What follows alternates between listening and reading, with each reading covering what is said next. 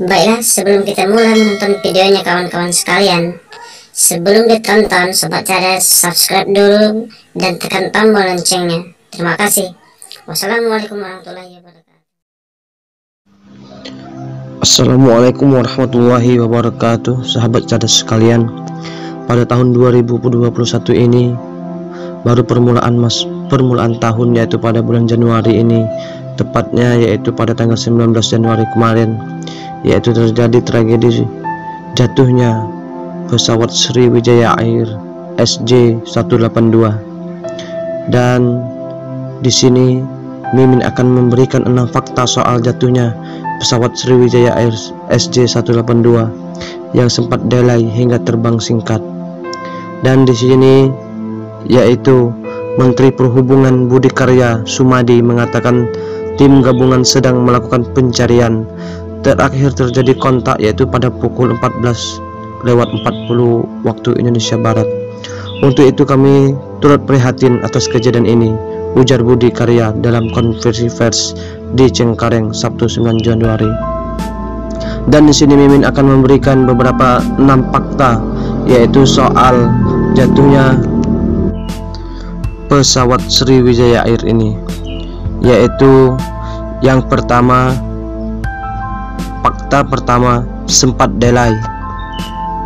Pesawat SJ182 ini sempat mengalami keterlambatan atau delay sebelum terbang.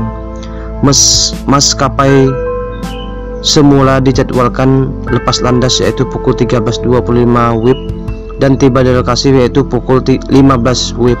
Namun pesawat baru lepas landas pukul 14:14 WIB. Seharusnya tiba di Pontianak yaitu pukul 15.50 WIB. Direktur Utama Sriwijaya Air Jefferson Jowena menyebutkan pesawat terlambat terbang karena cuaca.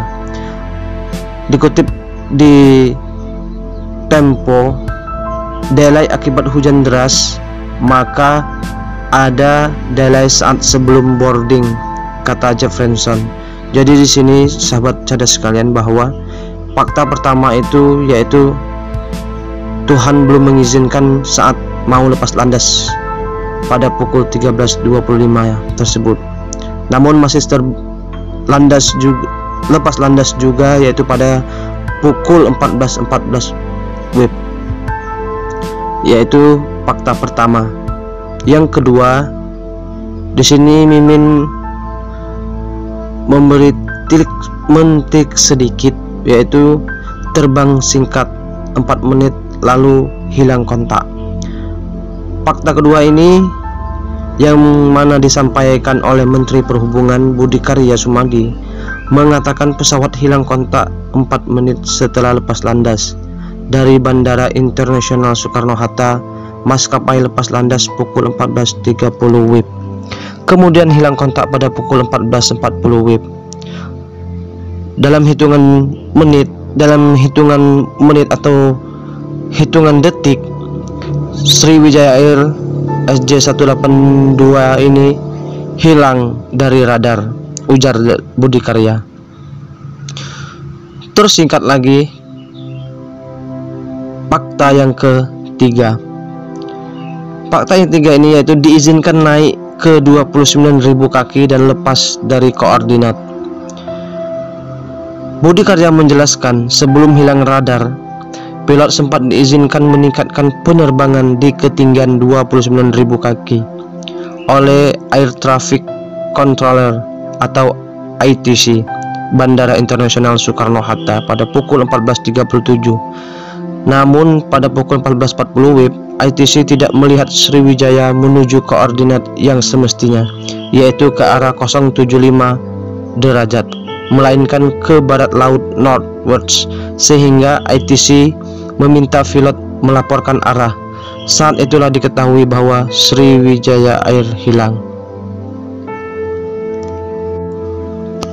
Fakta keempat yaitu koordinat bangkai pesawat dan pencarian. TNI Angkatan Laut telah menemukan titik diduga jatuhnya pesawat Sriwijaya Air. Pesawat diduga mengalami kecelakaan di sekitar Pulau Laki, Kepulauan Seribu. Adapun TNI Angkatan Udara sebelumnya mendapatkan titik koordinat pencarian yaitu di 055523 South dan 106-3605 Lintang Timur. Yang selanjutnya itu fakta kelima. Penumpang dalam pesawat ada politikus Hanura dan pegawai PLN. Pesawat Sriwijaya Air SJ182 ini mengangkut 62 orang. Sebanyak 40 orang merupakan penumpang dewasa, 7 orang adalah anak-anak, 3 lainnya bayi, dan 12 merupakan kru pesawat dari 12 kru yang ikut dalam penerbangan. 6 orang merupakan awak kabin dan pilot yang sedang bertugas, sedangkan 6 lainnya sebagai penumpang atau extra crew atau XCU. Salah satu penumpang adalah mantan Ketua Pengurus Besar Himpunan Mahasiswa Islam atau PBHMI, Mulyadi Tamsir. Ia menumpang pesawat Sriwijaya Air untuk pulang ke Pontianak seusai bertugas di Jakarta. Selain masih aktif di PBHMI, Mulyadi masih menjabat sebagai Ketua Bidang di DPP Hanura. Nama lainnya adalah karyawan PT PLN Persero, Riko, bertugas di PLN Unit Induk Pembangunan atau UIV Kalimantan bagian Barat, dan sehari-hari berdinas di kota Pontianak. Riko bertolak ke Jakarta untuk bertugas menyelesaikan program sertifikasi manajemen mutu ISO 1001 dan kinerja sesuai dengan tanggung jawabnya sebagai asisten manajer perencanaan sivil pada unit PLN tersebut. Selanjutnya kawan-kawan sahabat cerdas sekalian, yaitu fakta ke-6, layanan posko dan hotline. Posko untuk keluarga korban penumpang Sriwijaya Air dibuka di terminal kedatangan 2D Bandara Internasional Soekarno-Hatta. Sedangkan posko pencarian dan evakuasi difokuskan di JICT Tanjung Priok. Sedangkan untuk hotline, Sriwijaya Air menyediakan 2 saluran telepon di antaranya melalui 021 8063 7816 dan 021 8063 7817. Jadi itulah 6 fakta jatuhnya pesawat Sriwijaya Air, dan saat ini pihak Sriwijaya Air sudah menyediakan posko untuk para korban dan untuk para keluarga yang ingin menjemput jenazah anak atau istrinya atau dari keluarga terdekatnya. Dan di sini sahabat cerdas sekalian, ada beberapa cerita sebelum Indah Halimah Putri, yaitu dia adalah adik dari seseorang yang menjadi korban saat pesawat ini jatuh. Adik dari seorang penumpang yaitu bernama Indah Halimah Putri. Dia itu mengaku mendapat kiriman foto sayap pesawat Sriwijaya SJ182 dari sang kakak sebelum lepas landas. Dalam foto sayap pesawat Sriwijaya Air SJ182 tersebut, Indah Halimah Putri sempat memperlihatkan cuaca buruk sebelum take off.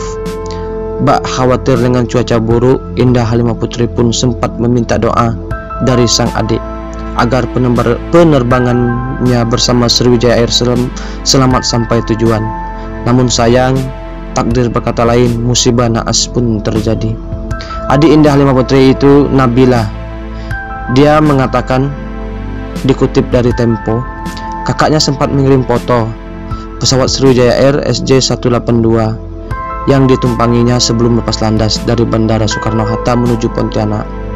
Sejak menikah, Indah tinggal di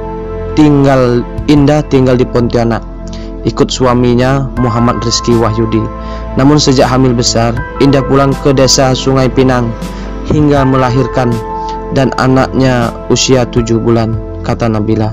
Saat ditemui di kediamannya Sabtu, baru seminggu lalu suami Indah Muhammad Rizky Wahyudi menjemput untuk kembali ke Pontianak.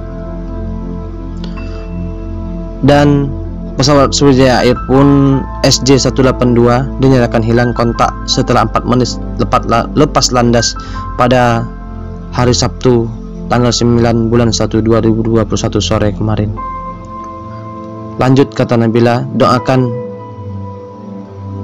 ya, kata Nabila membacakan pesan terakhir Indah saat ditemui Kompas.com di kediamannya di Desa Sungai Pinang, Kecamatan Sungai Pinang, Ogan Ilir, Sumatera Selatan.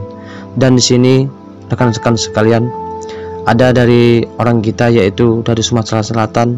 Semoga keluarga yang ditinggalkan diberi kesabaran dan diberi ketenangan menghadapi musibah ini.